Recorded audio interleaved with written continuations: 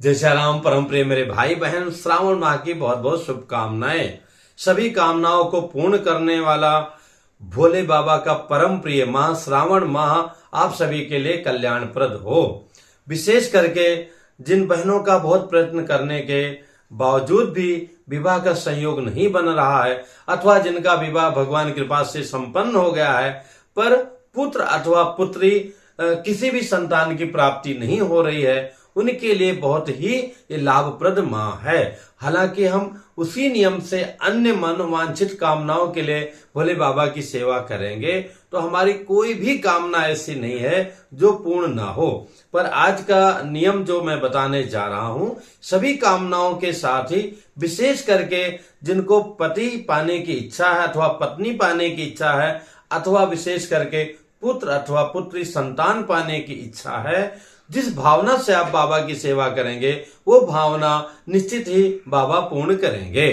तो कहा गया है आनंद शास्त्रम बहुलाच विद्या। मेरे भाई बहन, आनंद शास्त्र है, बहुत प्रकार की विद्याएं हैं, विधियां हैं, सबको कर पाना बहुत ही कठिन है। इस वीडियो में मैं यही निवेदन करने जा रहा हूं, कितनी सरलता से, चाहे आप देश में चाहे विदेश में हैं, अथवा घर में हैं अथवा हॉस्टल में हैं, जहां पर भी हैं, आप चाहेंगे किंतु परंतु किए बिना तो आप भोले बाबा की उपासना कर सकते हैं। बहुत ही सरल है। इसमें 2-3 नियम है जो तो फॉलो करना ही पड़ता है, भक्तों को करना ही चाहिए। उसमें भी सर्वप्रथम देखेंगे तो उनका चिंतन करना, उनकी कृपा का चिंतन करना पूरे श्रावण माह। और इस बार तो अति विशेष लाभप्रद है क्योंकि 2 माह का जो है 8 सोमवार के साथ में 59 डेज का ये श्रावण माह प्राप्त हो रहा है। ऐसा कई वर्षों बाद, संभवतः 18-19 वर्षों के बाद ये अवसर प्राप्त हो रहा है कि श्रावण माह में अधिक मास का लाभ हम सभी लोगों को मिल रहा है। तो जिनकी कई वर्ष बीत गए मन में विचार करते हुए, संबंधों को जोड़ते हुए कि कहीं अच्छे से विवाह हो जाए, विवाह नहीं हो पाया अथवा संतान की प्राप्ति नहीं हुई, तो उन लोगों से हाथ जोड़ के निवेदन है कि आप सब कुछ भूल करके पूरे 2 महीना, और सभी भक्तों को चाहिए कि अधिक से अधिक हम लाभ लें, सोमवार का ही नहीं पूरे 2 माह का नियम का पालन करें तो निश्चित ही आपकी कामना बाबा पूर्ण कर देंगे। अब हम नियम में आते हैं तो प्रथम नियम है कि परान्न का त्याग, दूसरे के घरों का भोजन नहीं करना।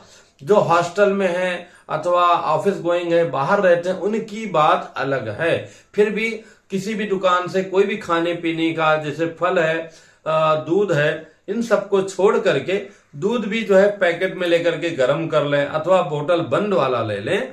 ऐसे क्योंकि जहां चाय बनती वहां दूध भी गर्म कराएंगे तो ऐसा जूठा कर देते हैं वो लोग। तो या किसी मित्र के यहाँ जाकर के, पता नहीं उनके यहाँ नॉनवेज बन रहा हो, कैसा बन रहा हो, जूठा कूठा। आजकल तो सफाई रहती है पर पवित्रता किचन में देखने को नहीं मिलती है।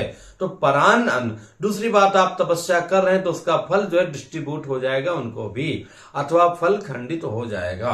तो परान्न मतलब दूसरे के यहाँ का अन्न ग्रहण नहीं करना। इसके बाद में इसमें एक बात और, आप अपने माता पिता के यहाँ जाते हैं, भाई बंधु के यहाँ जाते हैं, वहां चल सकता है, पर वहां भी जाने से बचें, ना खाएं तो और भी उत्तम है। इसके बाद में हमें ब्रह्मचर्य का पालन करना है। जो भी व्रत कर रहे हैं, ब्रह्मचर्य तो एक शारीरिक रूप से भी, दूसरा मानसिक रूप से भी। मनुष्य से ही विकार प्रारंभ होता है, तो कोई भी माध्यम से हम उन प्रकार के विचारों से दूर रहें, भोले बाबा की भक्ति में लीन रहें। इसके बाद में आता है कि नियम से पालन करना। पूरे श्रावण माह जो है लहसुन प्याज नहीं खाना है। जिनकी प्रबल इच्छा है, वो चाहते हैं कि इसी वर्ष जो है हमको लाभ मिले, तो मेरे भाई बहन, लहसुन प्याज और मांस मदिरा तो उसके आगे की भी चीज है। तो लहसुन प्याज, मांस मदिरा और कुनरू कह सकते हैं, बैगन कह सकते हैं, इसका सेवन पूरे 2 महीना नहीं करना है। पूरे महीना एक अन्न खा करके अथवा फल इत्यादि ग्रहण करके रहना तो बहुत ही कठिन है। तो अगर हम पूरे महीना, बोले तो 2 महीने का जो लाभ मिल रहा है, नहीं रह सकते हैं, तो सोमवार व्रत करें। बाकी दिन भी ब्रह्मचर्य का पालन, बिना लहसुन प्याज का भोजन, और इसके बाद में बाबा जी का ध्यान करना। मनन करना, चिंतन करना, उनके ही रंग में रमे रहना, घर में उसी प्रकार का म्यूजिक बजाना, भजन करना, कीर्तन करना, जितना भी हो सके। नहीं हो सके तो दूसरे चीजों से बचना। अब हम नित्य क्या करें? नित्य उचित तो यह है कि प्रातः बेला में जाकर के आसपास कोई मंदिर हो तो वहां पूजा करें। नहीं, घर में ही अगर हमारे शिव जी विराजमान हैं, अब जो है नर्मदेश्वर शिव जी हैं, उनकी तो प्राण प्रतिष्ठा करने की आवश्यकता ही नहीं होती है।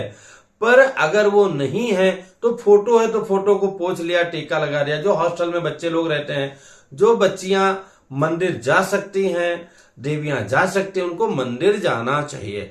अगर नित्य नहीं जा सकते हैं तो सोमवार को तो अवश्य जाना चाहिए। जो भाई विदेश में है अथवा देश में है, वो चाह करके भी नहीं, हालांकि चाह करके तो आजकल तो सारी सुविधा है, 2-4 किलोमीटर में कहीं ना कहीं तो मंदिर मिल ही जाता है, चाहे विदेश में ही क्यों ना हो।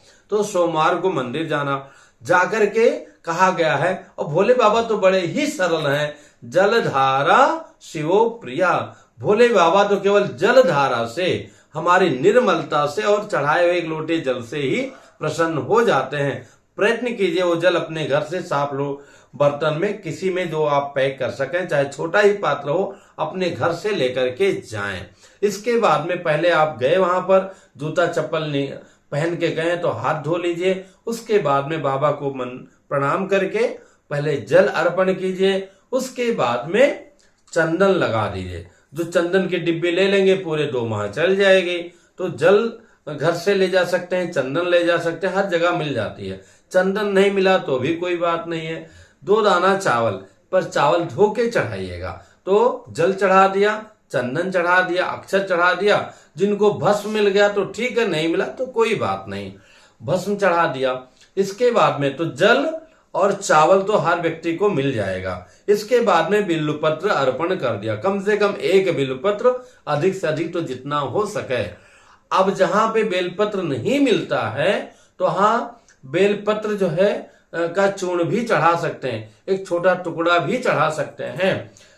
बिल्वपत्र 10 रात्रम, 10 रात्रि तक बिल्वपत्र जो है जूठा नहीं माना जाता है। आज मार्केट से आपने लाके रख लिया और धो धा करके गीले कपड़े में लपेट करके रख दिया। फ्रिज में रखिएगा तो खुला मत रखिएगा, खराब हो जाएगा। और मोटे थैले में, मोटे कपड़े में लपेट के रखिएगा, हर दूसरे तीसरे दिन धो दीजिएगा। तो बेलपत्र आप अर्पण कर सकते हैं, नहीं तो उसका चूर्ण अर्पण कर सकते हैं। इसके बाद में एक छोटा सा सफेद फूल, शिव जी को प्रिय फूल अर्पण कर दिए। नहीं फूल मिला तो भी कोई बात नहीं है। इतना इजी हो गया। तो जल हो गया, इसके बाद में चंदन हो गया, चावल हो गया। ये संसार में कहीं पर भी हम आप हैं तो हाँ मिल जाएगा। इसके अतिरिक्त बहुत सारी सामग्री है, जो हो सकता है वो कीजिए, नहीं हो सकता तो कोई बात नहीं। अब जहां दूध की अथवा पंचामृत की व्यवस्था है तो जल चढ़ाया, उसके बाद में पंचामृत चढ़ा दिया अथवा दूध चढ़ा दिया, फिर जल से साफ कर दिया।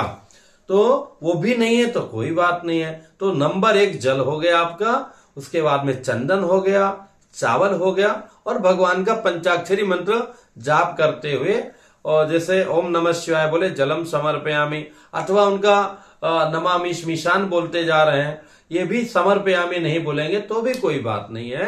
जैसे हमारी माताएं हमारे लिए रोटी थाली में लाके गर्मा गर्म रखती हैं, कहती नहीं लो रोटी खाओ, वो उन्होंने रख दिया तो हो गया। तो जैसे हम भगवान के बच्चे हैं, बिल्कुल कोई समर्पयामि नहीं बोलेंगे तो भी कोई बात नहीं। तो आपने जल चढ़ाया, उसके बाद चंदन चढ़ाया, चावल चढ़ा दिया, बेल पत्र चढ़ा दिया, उसके बाद में धूप कर दिया। अगर फूल है तो फूल चढ़ाया, माला चढ़ाया, धतूरा चढ़ा दिया, भांग चढ़ा दिया, वो सब बहुत चीजें हैं। पर ये नहीं रहेगा तो भी आपको पुण्य की कमी नहीं होगी। तो धूप कर दिया, उसके बाद में दिया तो बाद में कर दीजिए। इसके बाद में भोग लगा दिया। अब भोग में भैया कुछ मीठा नहीं है तो आप मिश्री ला के रख सकते हैं, 4 दाना मिश्री रोज चढ़ा दिया, एक डिब्बी में रखे, 1 चम्मच जो है चढ़ा दिया। उसके बाद में आचमन करा दिया। एक फल संभव तो एक फल अर्पण कर दीजिए। उसके बाद में एक दक्षिणा अवश्य चढ़ाना चाहिए, एक दक्षिणा चढ़ा दिया। फिर उसके बाद में आरती कर दीजिए, आधा प्रदक्षिणा कर लीजिए, प्रणाम कर लीजिए, बैठ जाइए। और कम से कम मंदिर में ही अथवा घर में आकर के नियम बना लीजिए, मंदिर में भी जाएं तो एक माला जो है हमारी देवियां नमः शिवाय का जाप करें और जो पुरुष बंधु हैं ओम नमः शिवाय का जाप करें, पंचाक्षरी मंत्र का जाप करना चाहिए। तो जो नित्य नियम है पूरे श्रावण में, तो उसमें जो है नित्य हमें ब्रह्मचर्य से रहना है, लहसुन प्याज नहीं खाना है, भगवान शिव जी की मंदिर में नहीं जा पाए तो घर में ही अब मानसिक भी पूजा कर सकते कि मन में बैठ करके कि हम जल चढ़ा रहे हैं, चंदन चढ़ा रहे हैं। अब मानसिक पूजा करेंगे तो उसी प्रकार से होगा कि घर में हम लोटा में जल लिए हैं, घर के बाहर निकले, फिर वहां गए, ऑटो से जाना है वहां से गए, उतरे, उसको पैसा दिए, फिर वहां गए, जूता चप्पल निकाले, हाथ धोए, फिर वहां पर वह मंदिर में गए, भगवान को प्रणाम किया, फिर ऐसा ऐसा ऐसा ऐसा करना पड़ेगा। लेकिन प्रत्यक्ष करना उत्तम रहेगा।